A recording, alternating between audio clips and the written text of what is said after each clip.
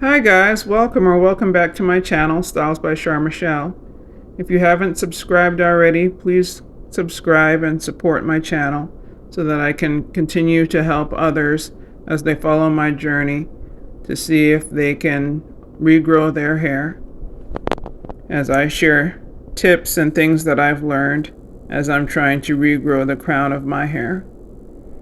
6 weeks ago, I put in this protective style of sorts in my TWA because I didn't want to manipulate my TWA so much. I wanted to experiment with just leaving it alone to see how much length retention I could pick up. And I didn't see very many videos on how to protectively style a TWA.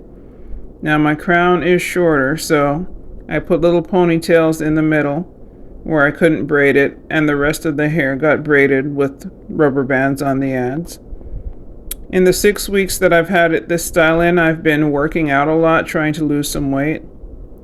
And so I've been rinsing or shampooing my hair 2 to 3 times a week, really concentrating on keeping my scalp clean, keeping a lot of buildup from my scalp. I didn't want to see a lot of buildup around the rubber bands when I took them out. And it seems like that regular rinsing, washing, and deep conditioning while the style has been in has really helped. So my hair still feels a little dry to me today. I tried to moisturize it and spray it with leave-in conditioners at least 3 times a week. Daily would have been best, but I'm a busy homeschooling mom, so I just did the best that I could. If you haven't subscribed already, please subscribe so that I can continue sharing this content and you can watch my journey as I deal with the ups and downs of dealing with Ccca, central centrifugal cicatricial alopecia.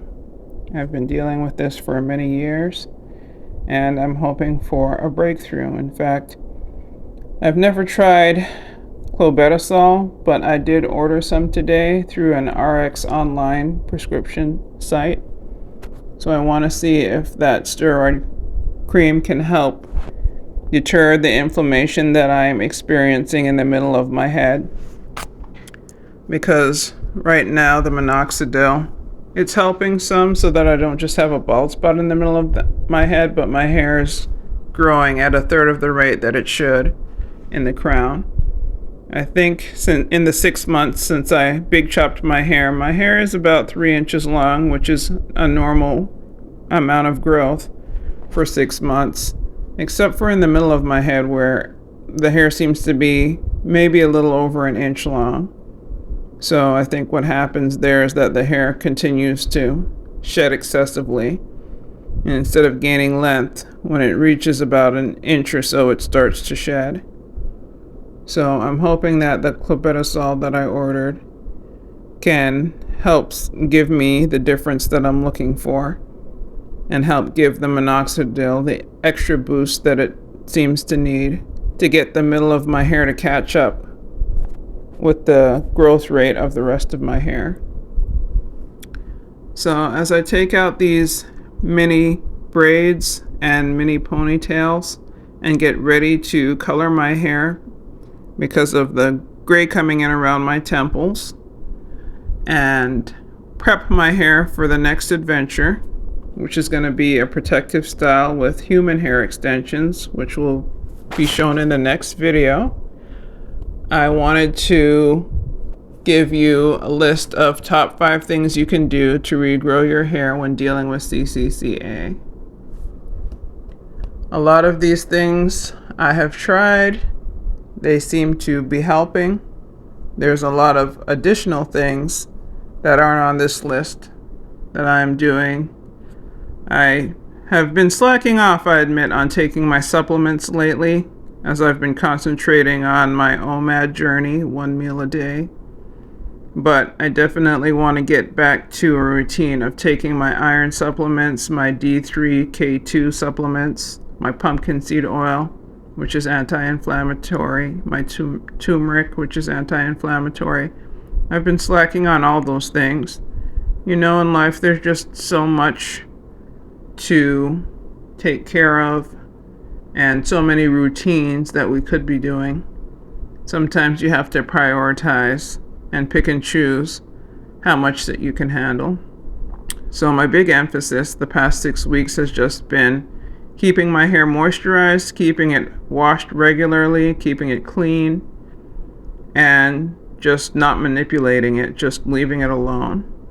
I think that I've seen really good growth just by leaving my TWA alone these past 6 weeks. So I want to launch back into hair extensions. In the past, I did say that the synthetic hair extensions seem to make my scalp itch a lot, seem to cause excessive shedding. So when I was younger, extensions helped my hair to grow really well.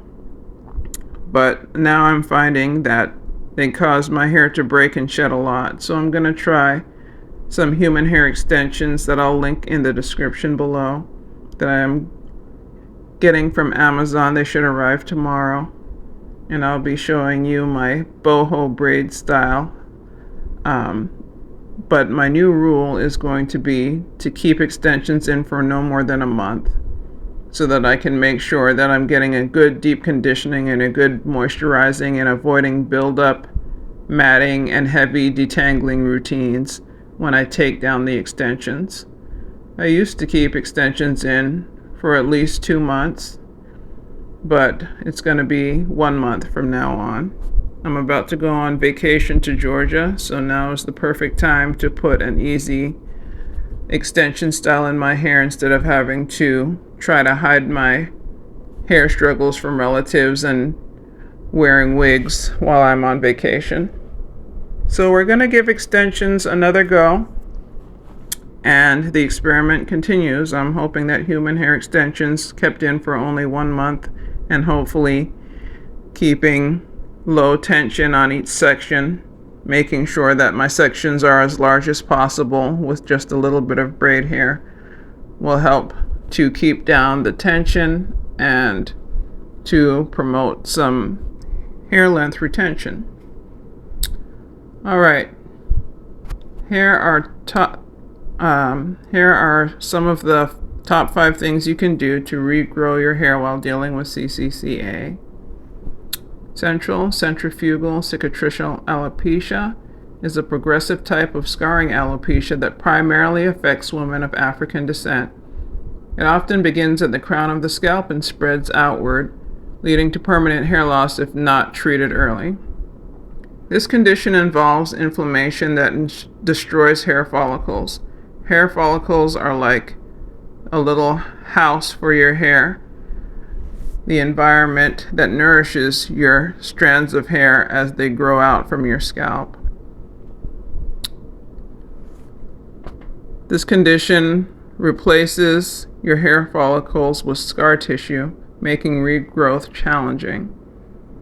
But with early diagnosis and the right intervention, it's possible to slow the progression and, in some cases, halt or stimulate partial regrowth. I'm going to outline the top 5 strategies to promote hair growth and scalp health for individuals dealing with CCCA. Number 1, one of the most important things is early diagnosis and medical treatment. The most important step in addressing CCCA is getting an early diagnosis and starting medical treatment, or having treatment that is from sound medical journals. Because CCCA causes scarring, time is very important. Once scarring is extensive, hair follicles are permanently destroyed. A dermatologist or a trichologist, especially one experienced in treating textured hair and scarring alopecias, should be consulted at the first sign of thinning or unusual breakage at the crown. Topical corticosteroids or steroid injections into the scalp are often prescribed to reduce inflammation, which is the main driver of follicle destruction. In some cases, oral medications such as doxycycline, an anti-inflammatory antibiotic, or a hydroxychloroquine, an immunomodulatory drug, may be used. These treatments can halt or slow progression and give hair follicles a chance to recover if scarring is not yet extensive. Tip number 2, incorporating growth-stimulating topicals. Once inflammation is under control, stimulating hair regrowth is the next step. Topical minoxidil, Rogaine, is often recommended as a first-line over-the-counter treatment. Minoxidil increases blood flow to hair follicles and prolongs the growth phase of the hair cycle. While it won't regrow hair from fully scarred follicles, it may help regrow hair in areas where follicles are still viable. Some dermatologists also prescribe compounded topicals that may include finasteride, ketoconazole, or caffeine, which help to inhibit hormonal triggers and inflammation that may worsen hair loss. In natural or complementary medicine circles, essential oils like peppermint oil, rosemary oil, and pumpkin seed oil are sometimes explored for their circulation boosting or anti-inflammatory properties. Although results can vary widely and these should never replace clinical treatments. You want to be careful about how much oil you leave or put directly onto your scalp because it can clog your follicles, and that just hinders hair growth. You want to make sure that you are cleansing your scalp on a regular basis if you are using oils for massages. Point number 3, scalp-friendly hair care practices. Many women with Ccca have a history of tight braids, a lot of heat styling, or other forms of mechanical and chemical stress on the hair and scalp. These practices can aggravate an already inflamed scalp and accelerate hair loss. Transitioning to gentle, scalp-friendly hair care is essential. Now, some people want to blame hair loss in the crown area and Ccca on chemical relaxers, but it has been shown that chemical relaxers aren't really the culprit. So many women that have never used chemical hair relaxers also have Ccca. But I would caution you against using chemical relaxers, using a lot of heat, using a lot of mechanical manipulation, using tight styles on a scalp that's already dealing with Ccca. What I have found personally is that my hair is a lot more fragile in the crown area where it's struggling, and I have to be doubly gentle with the fragile hair there so that it doesn't break off, so that it doesn't shed as much. You want to avoid tight hairstyles like tight braids, weaves, or ponytails that pull out the scalp. You want to reduce excessive heat styling. Opt for loose protective styles that don't stress the crown area.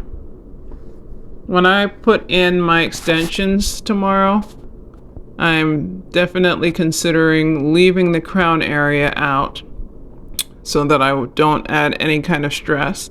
At the same time, I'm kind of weighing the pros and cons of putting extensions in the short section of my hair in the crown to protect the crown a little better, to see if the extensions can help encourage the crown area to get longer. What do you think I should do? Should I completely keep the extensions away from the middle of my head?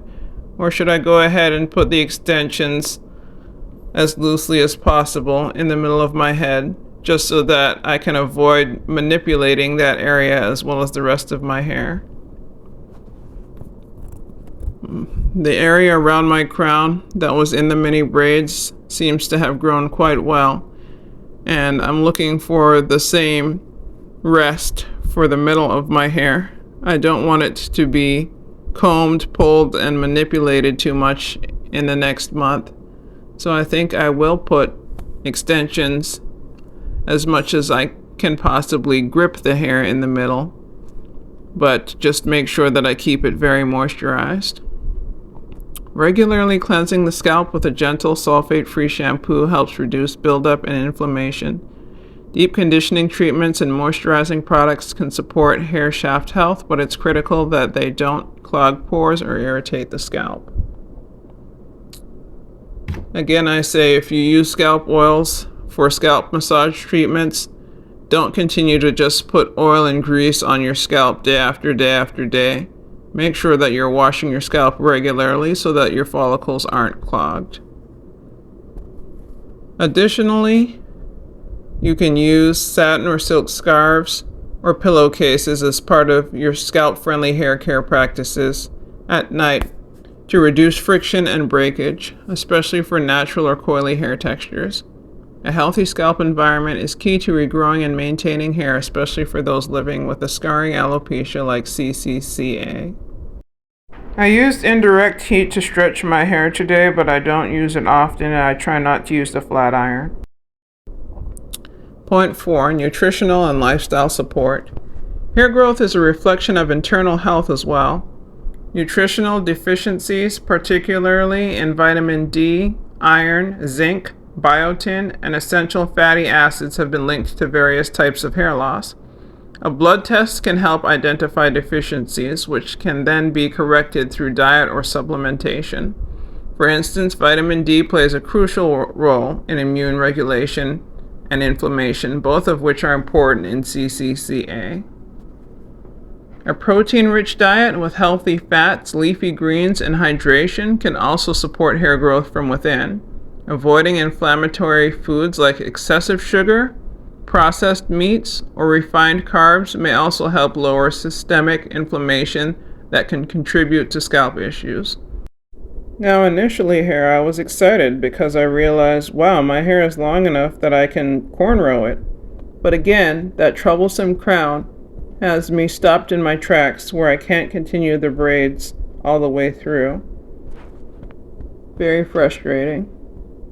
But I feel like it's almost long enough to grip, almost long enough to reach into those cornrows. Maybe just 2 more months of protective styling sessions will do it, will get me there. Tip number 5, don't forget to get enough sleep and enough exercise. These are very important in encouraging your overall health as well as your scalp health.